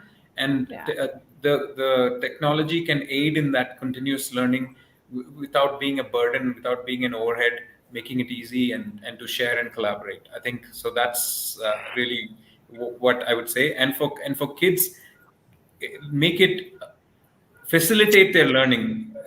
They will learn on them. So I think today's kids are smart enough. We have to be facilitators and enablers rather than just telling them do this, do that. They don't want to hear that, right? They want to discover themselves. Just so facilitate that, and they will discover and learn in the process. And explore in many ways, right? So that's sort of the thing there. And of course, the last thing on technology, I think the next 10, 15 years, there's going to be major disruption in terms of how things happen. And positive disruption. Hopefully positive. But no. Technology is a double-edged sword. But it's here, right? It's here to stay, and therefore we need to, as educators, embrace it and show kids the dark side and the light side, and lead them to the light. No, but it's forcing bigger questions on what should kids learn and perhaps what they don't need to learn. I'll give you one last example, and we're done. Now, today, thanks to AI and ChatGPT and all that, right? Recently I came across someone. So they was complaining that every cover letter and job application resume looks fantastic, and people who barely know English are writing beautiful cover letters and beautiful resumes and everything. And so, a hiring person couldn't differentiate between someone who's an expert in English and who doesn't know English. Now, does somebody needs to learn grammar? I don't know the answer, but I don't know. No, I think the physical meetings will just clear everything out. This will force the shift, right? Because the person who's interviewing someone will ask them to will sit them in a room, let them have an open AI information, and now say this is what we need to create. Right. Yes. Yeah, the nature of skills, nature of jobs are changing rapidly. So we have to adapt to that. Yeah, we need to be watchful. It's not going to be counterproductive. That's what we need to keep in mind. But thank you so much, all the great panelists. It is a beginning of another panel discussion, but for sure, our esteemed guest is waiting to join us, and so is the audience. Thanks a ton, Leena. Thank you so much. Thank you for your time. Thanks a ton, Kavita. Thanks a ton for joining us, Arun, as well. We value your words. My friends, we have heard from the stakeholders, and this discussion will need probably another hour to conclude. But the takeaway from that is that we all need to come together to serve children, and parents play a very crucial part in that. So let's hear it from the mother herself. I take immense pleasure in inviting my dear guest of today's evening, Miss Neelam Sony. A no name, she needs no introduction. She is a wonderful Indian actress and also a businesswoman. She runs her beautiful fine jewel business and also a proud mother. Her work is known across continents, both in terms of silver screen as well as business. A very warm welcome, Neelam. It is an honor to have you here. And thank you so much for agreeing to share your motherhood journey with us. Thank you so much, Meghna. And thank you so much for this wonderful introduction that you've given me. Really, it's a pleasure being here. I think when parents connect with each other, the mother in me is connecting with the mother in you. And I really look forward to hear from you, because just before this section, we were talking about the expectations from the parents and the reality on the ground, and how do we bring a balance around it. You have worked so many places, Neelam, from the career in acting to the career in business, and equally managing the home and also the lovely daughter. So help me understand, do you think this is an easy job to handle, or how do you bring the elements of creativity and expression? Honestly, sometimes I ask myself, how do I do it all? Okay. And sometimes my husband tells me, he says, where's the need for you to do so many things? I think at this age, at this junction in my life where I am right now, I what is important to me is when I wake up in the morning, I want a purpose. Okay, it's not about monetary things. It's just a purpose. I want to feel motivated to do something when I wake up in the morning. I remember during COVID, um, you know, just the thought of waking up and having nothing to do, it used to drive me crazy. So I think I realized I'm the kind of person who enjoys taking up different. I mean, I'm doing so many different things right now. I enjoy it as a person. I enjoy multitasking. So whenever I'm having a rough day, or I'm running from pillar to post, Samir's like, "Don't look at me. You chose this." and Ahana, my daughter, she's 11. She's growing up now, and she sees me sometimes running around doing different things on my phone. She's like, "Mama, why do you need to do so many things? Why can't you just be a housewife like most of the moms?" I'm like, it's a smart question, but I said, that's not me. There's nothing wrong with that, but that is not me. I've not been brought up that way. I guess that's not me as a person to be a housewife. And I hope my daughter actually learns from me, and she wants to work and she wants to be out there and do different things, travel the world. Well, Neelam, I think this clarity that who is me and what am I looking forward on in my life on day-to-day basis, this has to have the clarity. People need to have that kind of acumen, that kind of understanding. And I think this acumen or this understanding comes when children are growing, the childhood that they experience. So what is it that keeps you going for your daughter? What kind of exposure you keep in mind that should come her way so that she develops into an independent woman like you? Well, first of all, I think it's very important for a child when they reach 10, 11. I'm realizing now, because Ahana's growing up. I mean, she's that kind of person as well. She enjoys travel. She enjoys, experiencing different cultures. Now they're learning about different civilizations and different cultures in school as well. So every break I get, and I think it's very, very important for a child to see different parts of the world, experience cuisines, and just broadens their horizon. Like right now, I'm in Bangkok. She had 4 days vacation, and I said, "Come on, you and me are going to Bangkok." She's never been to Thailand, so I mean, I just feel that every opportunity you get, it's important to expose children to, different cultures, different worlds. I think it's very, very important at the growing ages. I mean, earlier when she was 4 and 5, I remember we used to think of Disneyland, and I mean, honestly, it's great, but I, I mean, I think now she doesn't remember anything. I said, now when you're a teenager, when you're 18, 19, 20, you go with your friends. I'm not taking you back there. Yeah. So I think exposure is very important. Not that they're not getting enough in school, be it with the kind of education that the kids are getting now with the IB curriculum. There's a lot of exposure. There's a lot of exposure on the net.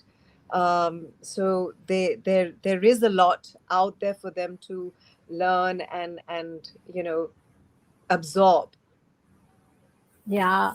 Well, Neelam, as the world grows, and of course our childhood different than our children's childhood, and children are getting exposed to newer things, do you think if you look back in the early years of Ahana and giving exposure multi-dimensional way, allowing her to really see the world through her hands, through her eyes, the sensorial exploration that we talk a lot about for young children, you think that all plays a great role in shaping up the personality of children? And did you try something on those lines? I have to be extremely honest here. I know there are lots of people out there who are, watching this. When Ahana was like 4, 5, I was a very, very strict mom. And Samir, on the other hand, was very chilled. Like for me, jumping on the couch, table manners, all that was very important to me.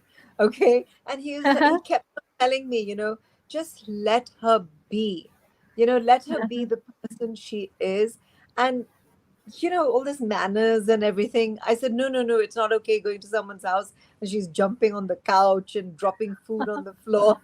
So I realized today what he was saying. I feel that all of a sudden I see a change in Ahana. Now she's understanding what Mama taught her all these years. I mean, now it's coming into play. And I just feel it's very, very important for what Samir used to tell me, to let a child be and let a child grow, and their personality has to come out. The parents should not subdue or suppress their personalities. And I think today's education teaches a child that you've got to be a good human being. And I mean, I see it not just with my child, I see it with Ahana's friends when they come over. They're very empathetic. They're everything is about the environment and being kind to people, being kind to animals and pets. And when I grew up, I didn't see all this. I think the schools today are doing a fantastic job, because there's a lot of emphasis on empathy, for others. There's a lot of this thing on empathy and feeling and being kind to people, so I think today's education is just another level. Well, happy to hear this from the heart of a mother, because we really come across sometimes the views from the parents in Neelam, where they say that my parenting philosophy is actually different than what school has to offer, and it is not aligning. Sometimes when I work with parents in Neelam, I hear that, no, Meghna, this is just not matching what I expect for my child to get exposed to. So you had some of these movements. What about your own parenting philosophy, and how do you align it with what the exposure Ahana is getting outside home? I think it's aligned. What the school is teaching and what we are imbibing at home, I think it is aligned. To be honest, I think schools nowadays, like I said, they're doing a fantastic job.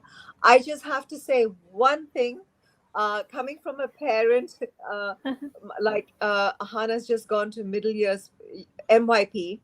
I just wish there was a crash course for parents who are not tech savvy, okay, to keep up with the emails and the apps. And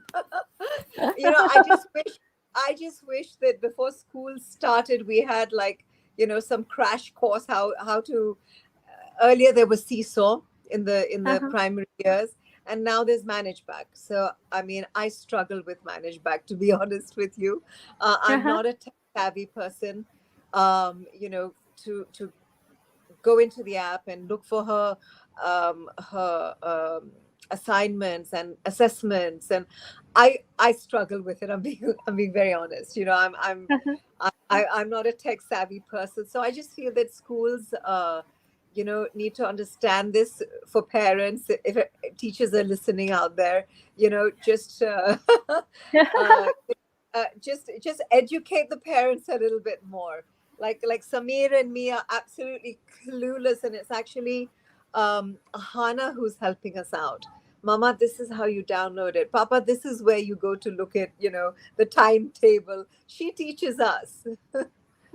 Well, that's another kind of parenting. You grow with your children. In fact, of course. Yeah, I have come across many parents who have asked me, Meghna, while you work as a child psychologist, why don't you start some training courses for parents? The reality is, Neelam, that India, especially urban India, is shifting from joint families to nuclear families. Young parents only living with children, and it is most of the time one child at home. And because both the parents are working at times, it gets very Correct. challenging to handle the day-to-day movements of life, right? It is sometimes challenging. I, being a mother of two, Neelam, I have my tough days. We were struggling few weeks back about the health issues at home, and it was really a tough call to make, juggling between multiple roles and managing everything.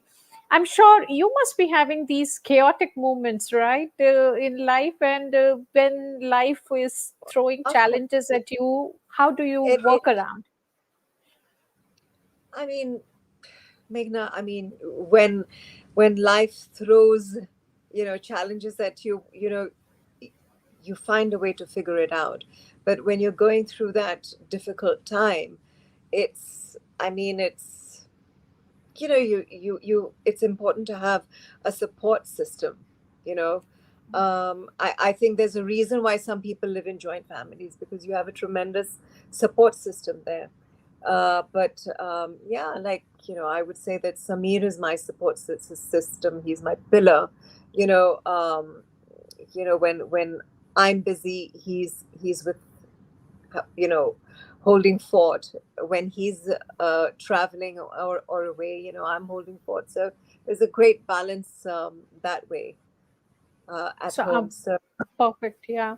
Well, it works out fine.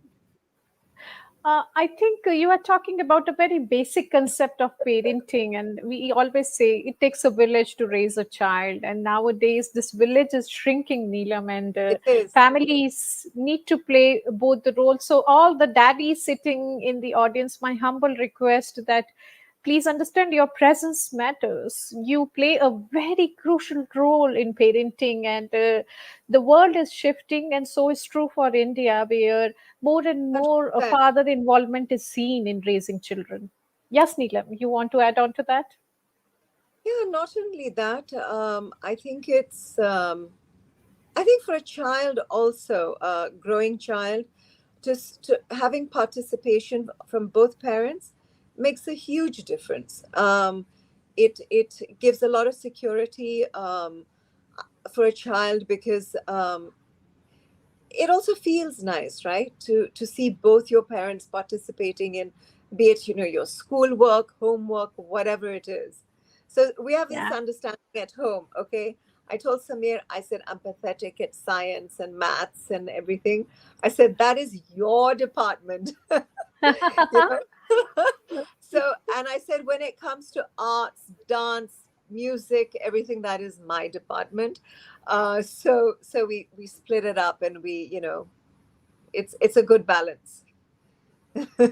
Well, I should tell you something, Neelam, and this is something very striking. So, this is a research done by BBC, and what they simply did was they changed the clothing of boy children wearing girl children clothing, and girl babies or toddlers wearing boy children clothing. And then the visitors were asked to play with the children, and unknowingly, they started giving the toys that are more as per them boy appropriate to these children and girl appropriate to girl children. And when they were told that the clothings are swapped, they were shocked. They said that I used to think that I work with very open mind, but unfortunately, see, I'm biased. And I think, when the roles at home of daddy and mommy get diluted, that is when the gender biases are addressed. That is when children come out of the gender biases, because they see that every task is for That's true. everyone. That's Yeah. true. That's And so, true. when you were talking about sharing the load, I think that's one message I would really request audience to take away from this conversation, that the learning starts at home. So the moment we kill these gender defined roles at home and children see everyone doing everything, that is when I think these unconscious biases that are in our heads, we really take them out. But True, I'm so true. thankful to you for raising this pertinent point over here, Neelam. Well, we talked about the chaotic moments. Share some fun moments in your family. What is it that brings humor and the fun element that you plan with each other?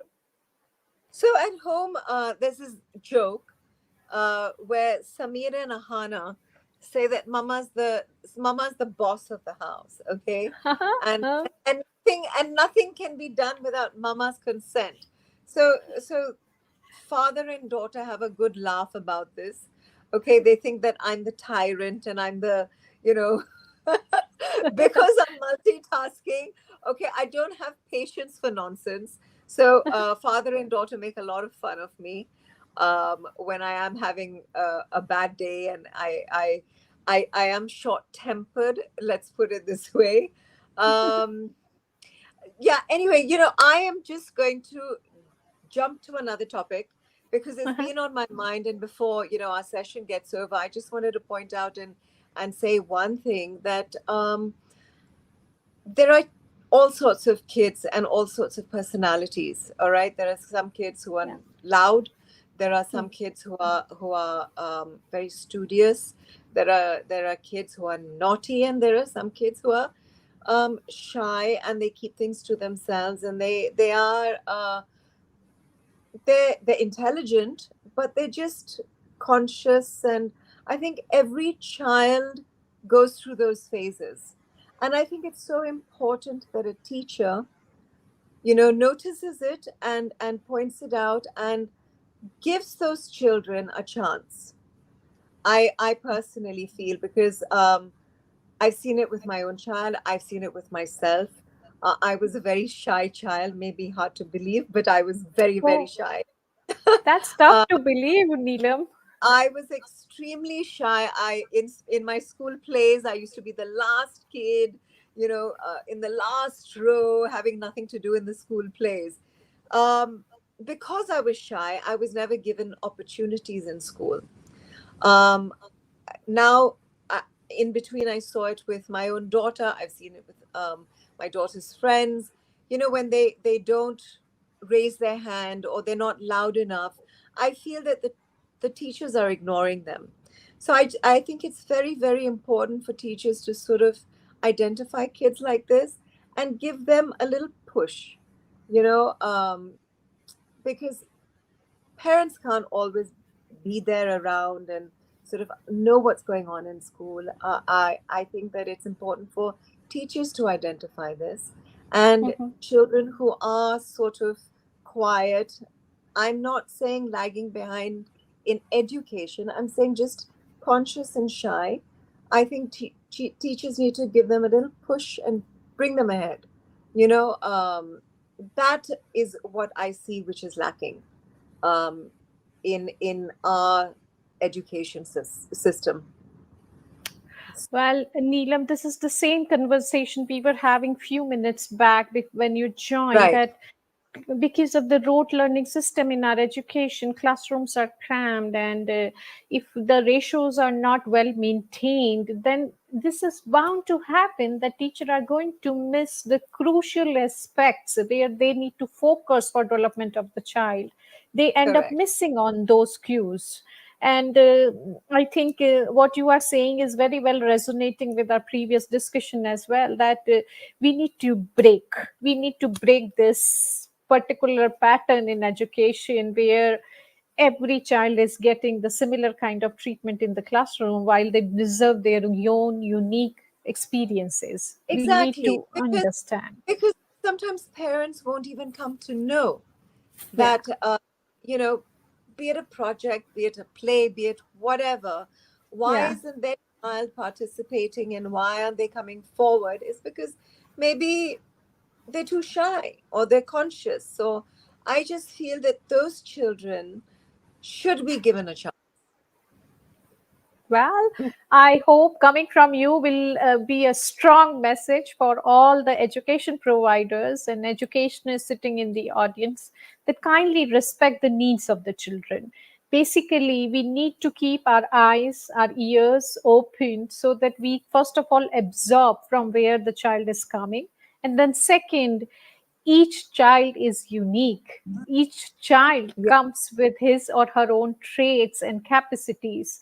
As educationists, it's our job, it's our humble duty to respect that unique flavor of the child and respect the unique strengths of the child and serve accordingly. But But having thank you said so that, much.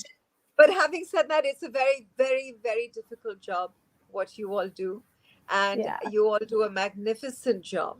You know, dealing day in, day out with children, educating them. I mean, it's hats off. You know, like when summer holidays are going on, we're like, phew, when is school going to start? You know, Wow. it's like, oh, school is starting, go. Now let the teachers handle it. But I think, grateful to all the teachers out there. You know, you all are doing a fabulous, fabulous job imbibing such good values and nurturing our children. Oh, yeah. I always say, Neelam, teachers are today's heroes because they are developing tomorrow's heroes. Absolutely. Yeah. Absolutely. And I myself work with teachers, and when I see the hard work, the passion that they put in, and when we were celebrating the awards ceremony today, I seriously feel that whatever was shown, it cannot come only from here. It has to come from the heart. Yes. You have to feel it. So I think teaching is an art of heart. It is really a work Of of course heart. it is. Yeah. Of course And it hats is. off to all the teachers who really provide the right kind of exposure to children, who really enhance the growth and developmental patterns of children, and still feel that they have so much more to do. So it's amazing that you what all you are doing, teachers. And trust me being a Fabulous. parent, yeah, yeah, hats off, take a bow. I think, but that's what Neelam wants to convey right now. But Neelam, one last question before we say goodbye to you. Tell us a little about one moment that really is close to your heart as being a mother. I'm sure it will resonate with many mothers, but would love to hear from you. Just being a mother, how does it feel, or any movement that stay with you, or any feeling How that can it stays with just you? be one moment? I mean, when your child is growing, there's so many beautiful moments. It's, I can't sort of pinpoint one particular thing or one particular, aspect of it. But it's just, I mean, I don't have one particular moment that, stands out. I mean, as a child grows, every moment is precious and unique. Yeah. I just feel that today, even though my daughter is 11, she's become my best friend. I'm, she's matured enough to understand things. She's become my travel buddy. So, Wow. yeah, so I think you just gotta enjoy every phase with your child. You know, Hmm. every year is different, every month is different. I think it's just a process, and it's a beautiful, beautiful, journey, and every aspect is beautiful. It's fun. Sometimes it, feel like pulling out my hair, but um, yeah, it's and I think now, earlier I used to feel that the guilt sort of kicks in being a working mom. This maybe women out there who are watching may, this they may identify with this. That no matter how much time you spend with your child, when you're a working mom, that guilt always seems to seep in, and I think there's no solution for that. I think it's for the child to understand that mom is out there. she's running a business or doing her work or teaching or doing whatever. And I think the child has to understand that eventually, that okay, Yeah. mom's out there hustling and doing her thing. um, but Yeah, so- the mommy guilt is always there. Well, Neelam, this conversation will stay close to my heart even after summit is over, probably because a mother resonating with another mother. And I'm sure so is true for many mommies sitting out there. But yes, one humble request to all the mothers, and this is something I end up saying to my own children at times, that I can't compare myself with other mommies. One thing that I'm very sure about is that I'm your best mommy. So I think this is the way to address the mother guilt. This is something that no mother should experience ever. This is a beautiful journey. And like you said, we cannot pick one movement. Motherhood is a journey. The day a child is Another born, thing mother is born too. I'm sorry, I've just Yeah. also realized you've got to be your child's best friend. Yeah. So perfect. This is the best way to end this conversation, Neelam.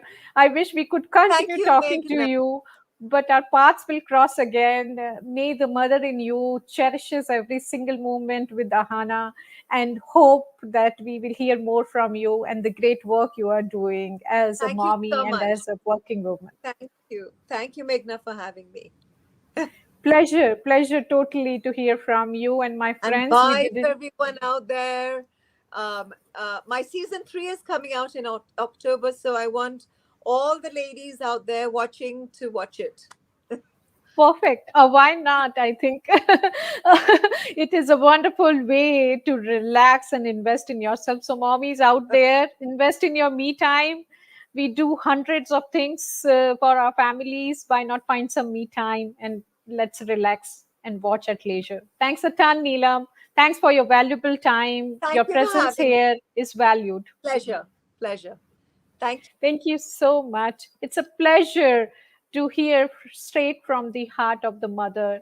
My friends, we started this journey of ISEY in the year 2019 just as a drop in an ocean, just with the small feeling that we will try to bring the thought leaders at one platform when it comes to early childhood education and try to understand the perspectives from different stakeholders, be it parents, be it policymakers, be it providers, and of course, the educationists, the teacher, and the staff working in the field of early childhood education.